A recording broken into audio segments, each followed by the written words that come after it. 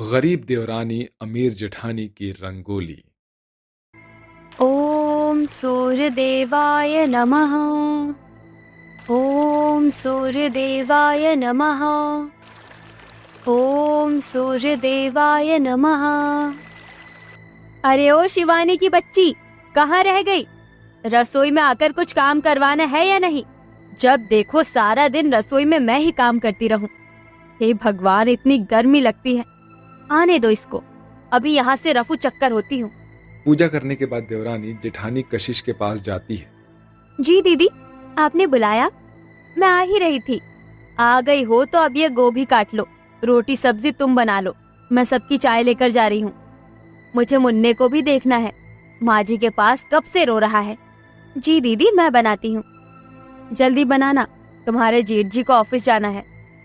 इतना कहकर जेठानी कुंती के पास जाती है। अरे माँ जी, गोपाल सो गया क्या? हाँ, सुला दिया मैंने, इसे अंदर लेटा दे। फिर कुंती अपने बेटे को कमरे में ले जाती है, जहां उसे वो सुलाने के बाद कहती है, चलो अब सही है, कम से कम काम से तो बचूंगी। हल्का काम खुद कर लेती हूँ, खाना पीना उसको सौंप देती हूँ। मेरी हिम्मत नहीं है रसोई में पसीने में नहाने की। मुन्नी का बहाना काम कर जाता है। कुछ देर बाद सभी लोग बैठकर नाश्ता करते हैं। तो जेठ विलोम कहता है, अरे अगले हफ्ते दिवाली आने को है, आप सबने कोई तैयारी शुरू नहीं की? पिछले बार तो 15 दिन पहले से ही आप दिवाली की सजावट और साफ सफाई में लग गए थे। इस बार तो ना कोई शॉपिंग की और ना कुछ।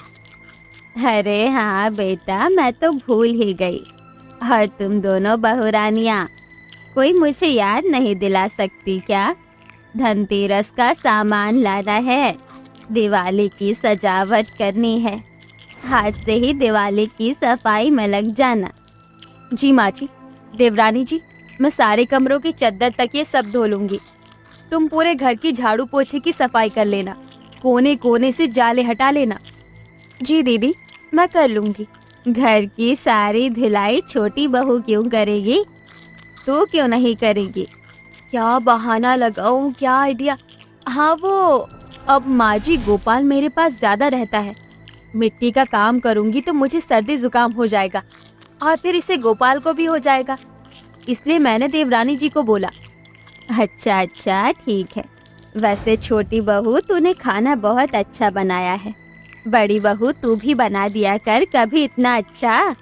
सास की बात सुनकर कशिश दांत पीसती है। इस तरह दोनों बहुएं घर की दिवाली की सफाई में लग जाती है। कशिश बड़ी चालाक थी, आसान काम खुद करती थी और मुश्किल मेहनत वाला काम देवरानी को दे दिया करती थी। इतना तो आप जान ही गए होंगे कि वो बच्चों की आड़ में घर के कामों से कितना बचती थी। बेचारी शिवानी गरीब घर से होने के कारण ज्यादा पढ़ी लिखी नहीं थी और भोली भाली भी थी, जिसका अक्सर फायदा कशिश उठाया करती थी। कपड़े धोते धोते कशिश थक जाती है। हे भगवान, वॉशिंग मशीन से कपड़े धोने के बाद भी मुझे इतनी थकान महसूस हो रही है। मेरी इच्छा नहीं कर रही कपड़े रस्सी पर डालने की। आइडिया। जेठानी अपने कमरे में जाकर बेटे को उठा देती है और गोद में लेकर देवरानी के सामने से गुजरती है। अले ले ले, मेरा बेटा क्या हुआ? चुप हो जा, चुप हो जा बेटा, ऐसे रोते नहीं। मम्मा है ना, मम्मा को बहुत काम है बेटा, चुप हो जा। सारी सफाई हो गई, मेरी तो कमर दर्द करने लग गई। क्या हुआ दीदी? गोपाल बहुत रो रहा है, लाइए मैं चुप करवा देती हूँ उसे। ये सुनकर जेठानी अपने बच्चों को चूटी काट देती है, जिस वजह से उसका बच्चा और रोने लगता है। अरे अरे गोपाल बेटा, चाची के पास नहीं जाना। देखो, तुम्हारी बात सुनकर लगता है और रोने लग गया। भूखा भी है ना, कोई बात नहीं, मैं इसको संभालती हूँ। शिवानी, तुम तब तक मेरे कपड़े सुखा दो, मैंने धो तो दिए हैं। ठीक है दीदी। अरे वाह, ये पागल भोली भाली देवरानी तो मेरी जाल में फंस गई। अब मैं करूंगी, कोई यहाँ नच नचे, कोई वहाँ नच नचे। औवा औवा, तुमसे है तुमसे प्यार। क्या हुआ जेठानी जी आपको? आप जा क्यों नहीं रही हैं? मुन्ना कब से रो रहा है? हाँ हाँ, जा रही हूँ। इसे बेवकूफ बनाने के बाद मैं इतनी खुश होती हूँ कि मन में ही नाचने लग जाती हूँ। फिर जेठानी अपने बच्चों को संभालती है और शिवानी को ही कपड़े सुखाने के लिए जाना पड़ता है। ऐसे ही 2-3 दिन गुजर जाते हैं और कुंती कहती है, अरे बहू, आज धनतेरस है, तो घर के हर चौखट और खिड़की पर दिए लगा देना। और रंगोली भी बनानी है और दोनों बहुओं को बनानी है। जिसकी सबसे ज्यादा सुंदर रंगोली होगी उसे मैं दिवाली पर कोई तोहफा दूंगी। ओफो, अब ये क्या ड्रामा है? मुझे तो ठीक से रंगोली बनानी भी नहीं आती। माँ जी, वो सब तो अब वैसे भी गिफ्ट देने वाली थी, तो कंपटीशन की क्या जरूरत है? मैं सबसे ज्यादा अच्छी रंगोली बनाऊंगी, देखना। देवरानी जी, तुमने वैसे भी अपने गरीब पीहर में कभी बनाई नहीं होगी रंगोली। ऐसी बात नहीं है दीदी। अरे मैं खुद देखना चाहती हूँ कि मेरी दोनों बहू में से कौन अच्छी बनाती है, समझी? ठीक है माँ जी, मैं तैयार हूँ। अब अभी रंगोली का सामान लाना पड़ेगा, तो हम दोनों बाजार चले जाते हैं। हाँ हाँ, चले जाओ। जो भी दिवाली का सामान रहता है वो भी ले आना और दिए भी ले आना। जी माँ जी। ये कहकर दोनों बहुएं दिवाली की शॉपिंग करने चली जाती हैं और रंगोली का सामान भी ले आती हैं। फिर घर की सजावट के बाद दोनों शाम को एक चौखट पर और जेठानी मंदिर के सामने रंगोली बनाती है। देवरानी की रंगोली काफी बड़ी और प्यारी सी थी, जबकि जेठानी ने छोटी सी रंगोली बनाई थी और उसे दियों से भी सजाया था। तभी जेठ आकर कहता है, अरे वाह शिवानी, तुम रंगोली बना रही हो, ये तो बहुत सुंदर है। लगा नहीं था कि तुम इतनी सुंदर रंगोली बना सकती हो। जेठ जी, वो मैंने पहले भी रंगोली बनाई है ना, इसलिए। अरे वाह बहू, तेरी रंगोली मुझे काफी पसंद आई। जरा देखो बड़ी बहू ने क्या बनाया है। जेठानी शिवानी की तारीफ सुनकर किलस जाती है। फिर कुंती कशिश की रंगोली देखकर कहती है, ओफो कशिश बहू, ये तूने कैसी रंगोली बनाई है? तुझसे अच्छी तो तेरी देवरानी ने बनाई है, और इतनी छोटी सी रंगोली कौन बनाता है? तुझसे ज्यादा अच्छा काम करती है, आसान काम तो अच्छे से कर लिया कर। बस माँ जी, अब मैं आपकी और बात नहीं सुन सकती। जब देखो उसी की ही तारीफ करती रहती हो आप। अरे आपको मेरा किया हुआ काम नहीं दिखाई देता है? मुन्ने को भी संभालती हूँ और घर का भी करती हूँ। उनको भी देवरानी जी की पसंद आ गई रंगोली, अभी बताती हूँ। कशिश बाल्टी भरकर पानी लाती है और देवरानी की बनाई हुई रंगोली पर डाल देती है। ये देखकर सभी चौंक जाते हैं और शिवानी की आंखें नम हो जाती है। दीदी, आपने क्या किया? मैंने कितनी मेहनत से रंगोली बनाई थी और आपने इन सब पर पानी फेर दिया। क्यों? क्योंकि माँ जी हमेशा तेरी ही तारीफ करती है। तू खाना अच्छा बनाती है, काम अच्छे से करती है, और रंगोली भी तूने ही अच्छी बनाई है। जब से आई है ना, तूने मेरी जगह ही छीन ली है। मैंने ऐसा कुछ भी नहीं सोचा है और ना ही कभी ऐसे करने की कोशिश की। फिर भी पता नहीं आपको क्यों लग रहा है। ज्यादा नौटंकी मत करो। कशिश, ये सब क्या है? तुमसे छोटी है वो और तुम उसे इतना भला बुरा कह रही हो, जबकि मैं और तुम खुद भी जानते हैं कि तुम घर का कितना काम करती हो। हर बहू, तो अपने दिमाग से ये फितूर निकाल दे कि हम तुझे पसंद नहीं करते, सिर्फ छोटी बहू को करते हैं। तू अपने मन में ये सब चीज लाई है। मैं दोनों को बराबर प्यार करती हूँ। तू घर का काम ठीक से कर लेती है, मैं कितनी देर तो मुन्ने को संभाल लेती हूँ, और वो तेरा कितना हाथ बटाती है, ये भी तू जानती है। ये सारी बात सुनकर कशिश को अपनी गलती का एहसास होता है। ये मुझसे क्या हो गया? माँ जी, शिवानी मुझे माफ कर दे। मैंने तेरी रंगोली खराब कर दी। पता नहीं मैं क्या क्या सोचने लग गई थी खुद से ही। आप सब मुझे माफ कर दीजिए। मैं है निखट्टू हूँ जो मैंने घर का काम नहीं किया, पर मैंने मुन्ने के बहाने से देवरानी जी पर काम डाल दिया। पर आज के बाद मैं ऐसा कुछ नहीं करूँगी, बराबर काम करूँगी। अच्छा है, तुझे अपनी गलती का पछतावा हो गया समय पर। दीदी, जो हो गया सो हो गया, भूल जाइए। वैसे भी आप मुझसे बड़ी हैं। अगर तुमने मुझे माफ कर दिया है तो अब की बार मेरे साथ रंगोली बनाओगी, आज भी और दिवाली पर भी? हाँ दीदी। इस तरह दोनों एक दूसरे के गले लग जाते हैं। फिर धनतेरस के दिन दोनों मिलकर खराब रंगोली को दोबारा बनाते हैं और दिवाली पर भी लाइट और दिए से पूरे घर को सजाने के बाद दोनों देवरानी जेठानी मिलकर एक प्यारी सी रंगोली बनाते हैं। ये देखकर सास और दोनों के पति सीटी मारते हैं और एक दूसरे को मिठाई खिलाकर खुशी खुशी दिवाली मनाते हैं। गोरी खूबसूरत दिशा अपने कमरे में अपने पति राहुल से फोन पर बात कर रही थी। बेचारे, आपकी सर भी ना, अब पता नहीं रात को उनका फटा शर्ट देखकर उनकी पत्नी उनका क्या हाल करेगी। इधर राहुल अपने ऑफिस में बैठकर दिशा से फोन पर बातें करते हुए हंस रहा था। मैंने तो आज अपने सर से साफ साफ कह दिया है कि कल से मैं ऑफिस नहीं आऊंगा। 2 दिन बाद दिवाली है, तो अब मैं दिवाली के बाद ही ऑफिस आऊंगा। अच्छा सुनिए ना राहुल जी, आपके ऑफिस के पास जो चांदनी चौक है, रात को आते समय वहां से मेरे लिए चांदी की पायल ले आना। हाँ बाबा, ले आऊंगा। चलो अब काम करने दो मुझे। राहुल फोन कट कर देता है। चल दिशा, अब बाहर जाकर देख आते हैं कि मेरी दोनों देवरानी और माँ जी क्या कर रही हैं। दिशा अपने बड़े से कमरे से बाहर आती है तो बाहर उसकी सास मेनका दरवाजे के पास खड़ी थी। अरे माँ जी, आप यहाँ क्यों खड़ी हो? दिशा बहू, मैंने तुझसे कितनी बार कहा है कि राहुल को ऑफिस में डिस्टर्ब मत किया कर। माँ जी, वो तो बस ऐसे ही। तूने राहुल को चांदनी चौक जाने के लिए क्यों कहा? वो पहले ही ऑफिस में दिन भर काम करके थक जाता है। माँ जी, राहुल ना एक नंबर के भुलक्कड़ है। हर बार की तरह वो ये पायल की बात भी भूल जाएंगे। अच्छा वो सब छोड़, 2 दिन बाद दिवाली है बहू। घर में सफाई करनी है और बहुत सारे काम भी करने हैं। दिवाली की शॉपिंग भी करनी है हमें। कैसे होगा इतनी जल्दी सब कुछ? हो जाएगा माँ जी, आप चिंता मत कीजिए। दिशा मेनका के साथ बाहर आती है। बाहर दिशा की 2 देवरानियां पायल, सुरेखा घर में सफाई कर रहे थे। माँ जी, मैं दोपहर के खाने की व्यवस्था कर लेती हूँ। ठीक है बहू, जा। दिशा रसोई में चली जाती है। जरा जल्दी जल्दी हाथ चलाओ बहुओं, घर में और भी बहुत सारे काम बचे हैं। माँ जी, पड़ोस वाली शीला काकी आई थी, वो आपको उनके घर बुला रही हैं। अच्छा ठीक, मैं जाकर आती हूँ। मेनका घर के बाहर चली जाती है। अच्छा किया सुरेखा कि तूने माँ जी को बाहर भेज दिया, वरना सारा दिन हमारा दिमाग खाती रहती है माँ जी।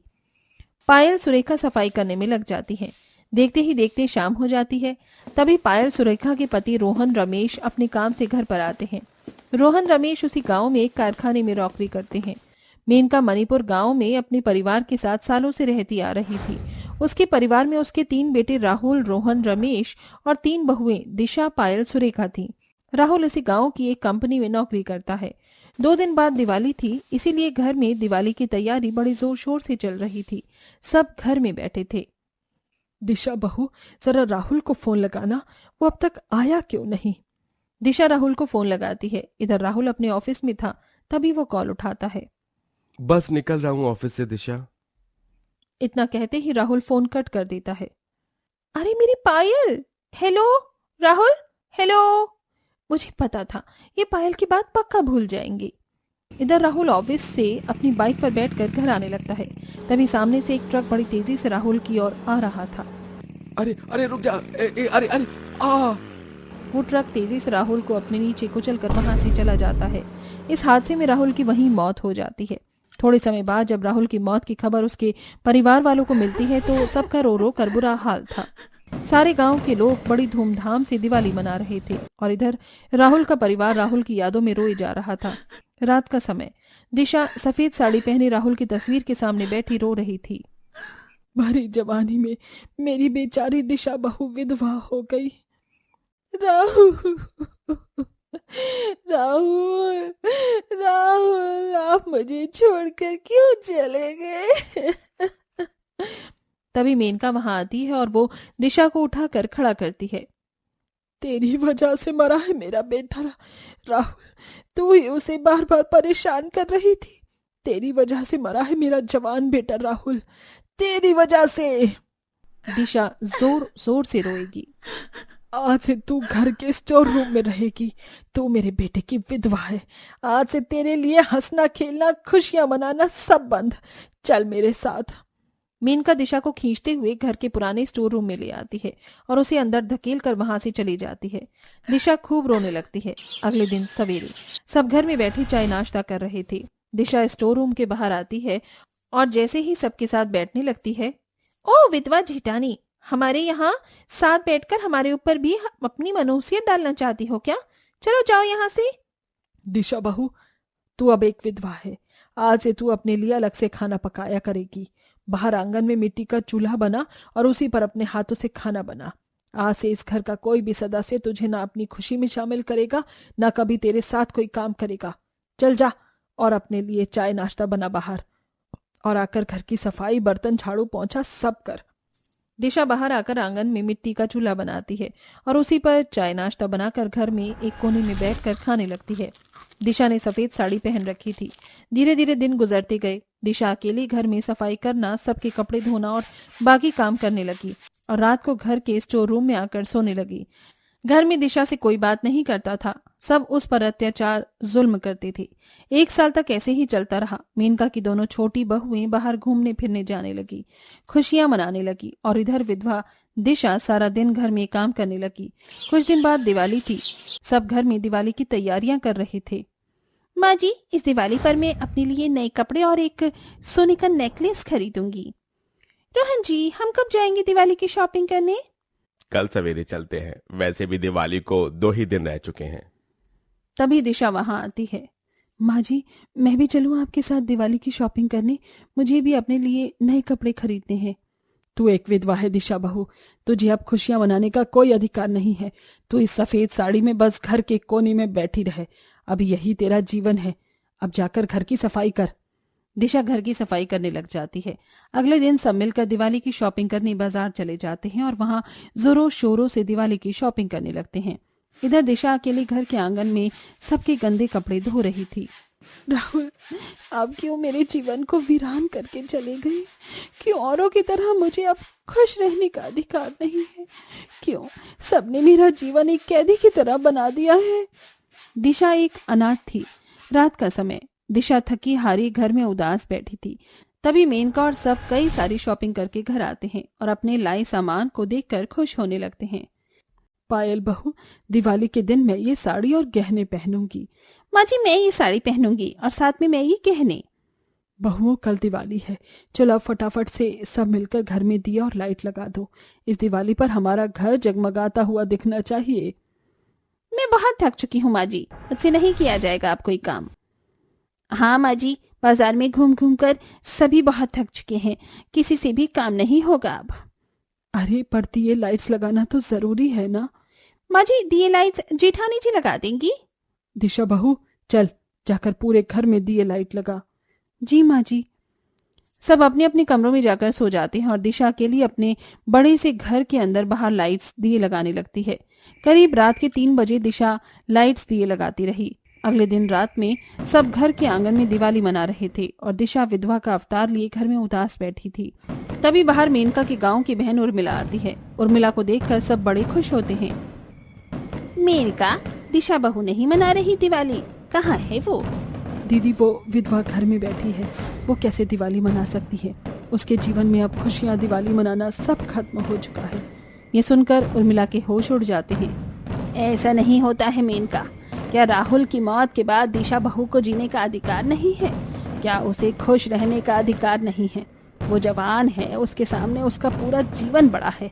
उसे इस विधवा की जिंदगी से बाहर निकाल और उसकी कहीं शादी करवा दे। दीदी, ये क्या बोले जा रही हो आप? मेनका, तू भी तो विधवा है, तेरा भी पति इस दुनिया में नहीं है।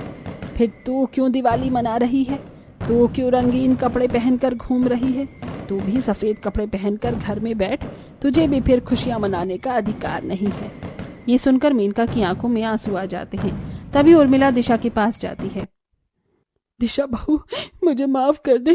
मैंने तेरे साथ बहुत बुरा किया। मुझे माफ कर दे बहू। चल, तू भी हम सबके साथ दिवाली मना।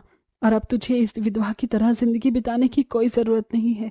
अब हम बहुत जल्द तेरी शादी किसी अच्छे लड़के के साथ करवा देंगे, ताकि औरों की तरह तू भी अपने जीवन में खुश रह सके। उसके बाद मेनका दिशा को रंगीन कपड़े पहनाती है और सब उसके साथ हंसी खुशी दिवाली मनाने लगते हैं। और कुछ ही दिनों बाद मेनका और सब मिलकर दिशा की शादी एक दीपक नाम के लड़के से करवा देते हैं, जिसके बाद दिशा दीपक के साथ हंसी खुशी अपना जीवन बिताने लगती है।